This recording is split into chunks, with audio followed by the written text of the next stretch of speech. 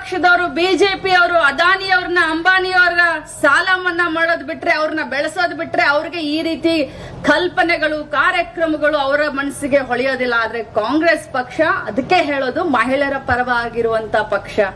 ನಮ್ಮ ಪಕ್ಷ ಯಾವಾಗ ಅಧಿಕಾರಕ್ಕೆ ಬಂದಿದೆಯೋ ಅವಾಗ ಮಹಿಳೆಯರ ಬಗ್ಗೆ ವಿಚಾರ ಮಾಡುತ್ತೆ, ರೈತರ ಬಗ್ಗೆ ವಿಚಾರ ಮಾಡುತ್ತೆ, ಮಕ್ಕಳ ಬಗ್ಗೆ ವಿಚಾರ ಮಾಡುತ್ತೆ, ಯುವಕರ ಬಗ್ಗೆ ವಿಚಾರ ಮಾಡುತ್ತೆ, ಕಲ್ತಂತವ್ರ ಬಗ್ಗೆನೂ ಮಾಡುತ್ತೆ, ಕಲಿದ್ಲೆ ಇದ್ದಂತವ್ರ ಬಗ್ಗೆನೂ ಮಾಡುತ್ತೆ.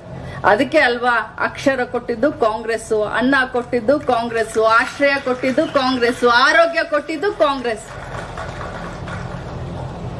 ಇಂಥ ಕಾಂಗ್ರೆಸ್ ಪಕ್ಷದ ಒಬ್ಬ ನಾಯಕಿ ಆಗಿದ್ದೀವಿ ನಾವು ನೀವೆಲ್ಲೋ ಎಲ್ಲ ಅಂತಂದ್ರೆ ನಾವು ಬಹಳ ಹೆಮ್ಮೆಯಿಂದ ಇರಬೇಕು. Yes, I agree. ಇವತ್ತು ದೇಶದಲ್ಲಿ ಕಾಂಗ್ರೆಸ್ ಪಕ್ಷಕ್ಕೆ ಸ್ವಲ್ಪ ಸಂಕಷ್ಟದ ದಿನಗಳು ಬಂದಿದಾವೆ. ಆ ಸೂರ್ಯನಿಗೆ ಗ್ರಹಣ ಹಿಡಿಯುತ್ತೆ. 135 ವರ್ಷ ಹಳೆಯ ಪಕ್ಷ ನಮ್ ಆಯ್ತು, ಪರವಾಗಿಲ್ಲ. ಆದ್ರೆ ಮತ್ತೆ ಪುಡ್ದೇಳುವಂತ ಕಾಲ ಬಂದೇ ಬರುತ್ತೆ. ತಾವೆಲ್ಲ ಧೈರ್ಯದಿಂದಿರಬೇಕು. ತಾವೇ ನಮ್ಮ ಕಾಂಗ್ರೆಸ್ ಪಕ್ಷದ ಕಟ್ಟಾಳುಗಳು. ಯಾಕಂತಂದ್ರೆ ನಮಗೆ ಹೆಮ್ಮೆ ಇರ್ಬೇಕು. ಮೊದಲು ನಾವು ನಮ್ಮನ್ನ ಕನ್ವಿನ್ಸ್ ಮಾಡ್ಬೇಕು. ಬೇರೆಯವ್ರನ್ನ ಕನ್ವಿನ್ಸ್ ಮಾಡೋಕ್ಕಿಂತ ಮುಂಚೆ ನಾವು ನಮ್ಮನ್ನ ಕನ್ವಿನ್ಸ್ ಮಾಡಬೇಕು. ಕಾಂಗ್ರೆಸ್ ಪಕ್ಷದಲ್ಲಿ ನಾವು ಯಾಕಿದೀವಿ, ಕಾಂಗ್ರೆಸ್ ಪಕ್ಷದಿಂದ ಸಮಾಜಕ್ಕೆ ನಮಗೆ ಏನ್ ಅನುಕೂಲ ಆಗಿದೆ ಅನ್ನೋದನ್ನ ನಾವು ನಮಗ್ ಕನ್ವಿನ್ಸ್ ಮಾಡಿದ್ರೆ ನಾವು ಬೇರೆ 10 ಜನರನ್ನ ಕನ್ವಿನ್ಸ್ ಮಾಡ್ತೀವಿ. ನಾನು ಇಷ್ಟೇ ನನ್ನ ಅಕ್ಕ ತಂಗಿಯರಿಗೆ ಹೇಳ್ತೀನಿ, ಧೈರ್ಯಂ ಸರ್ವತ್ರ ಸಾಧನಂ. ಇಲ್ಲಿ ತೋರಿಸಿದ್ರು ನಾಟಕ, ಇಷ್ಟು ಚೆನ್ನಾಗಿ ಮಾಡಿದ್ರು ಅವ್ರು. ಸ್ವಲ್ಪ ಟೈಮ್ ಜಾಸ್ತಿ ತಗೊಂಡ್ರು, ಆದ್ರೆ ಆ ನಾಟಕದಲ್ಲಿ ಅರ್ಥ ಇದೆ. ಕುಡುಕ ಗಂಡ, ಮಗಳಿದ್ದಾಳೆ, ತಲೆ ಬಾಚ್ತಾ ಕೂತ್ಕೊಂಡಿದ್ದಾಳೆ. ಮಗಳನ್ನ ದೊಡ್ಡವಳನ್ನ ಮಾಡಿ ಸ್ವಾಭಿಮಾನಿಯಾಗಿ ಅವಳ ಕಾಲ ಮೇಲೆ ನಿಲ್ಲಿಸ್ಬೇಕನ್ನುವಂತ ತಾಯಿಯ ಕನಸು. ಈ ಕಡೆ ನೋಡಿದ್ರೆ ಬೆಳಕಿದೆ, ಈ ಕಡೆ ನೋಡಿದ್ರೆ ಕುಡುಕ ಗಂಡ ಕತ್ಲಿದೆ.